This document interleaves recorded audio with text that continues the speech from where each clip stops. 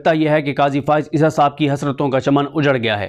काजी फाइज ईसा साहब के ख्वाब बर्बाद हो गए हैं। काजी फाइज ईसा जिनको एक्सटेंशन मिलनी थी, जिन्होंने अभी सुप्रीम कोर्ट में मुसल्लत रहना था, जिन्होंने नौकरी पर बरकरार रहना था, जिन्होंने इस मुल्क की मजीद तबाही और बर्बादी करनी थी, जिन्होंने शरीफ ख़ानदान को मजीद नवाजना था, लगता है कि काजी साहब हिम्मत हार बैठे हैं।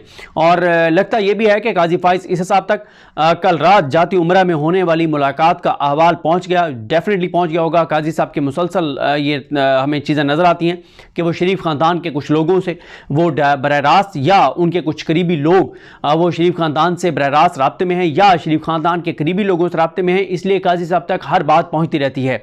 क्योंकि आप देखें कि जिस दिन प्रैक्टिस एंड प्रोसीजर में तरमीम आनी थी कि तीसरा जज है वो चीफ जस्टिस की मर्जी का होगा, तो उस दिन से एक दिन पहले जुमेरात को शेड्यूल्ड मीटिंग जो थी कमेटी की, उसमें काजी साहब नहीं बैठे थे। काजी साहब ने घर चले गए, गायब हो गए और छुप गए कहीं पे, वो मीटिंग ना हो सकी। अगले दिन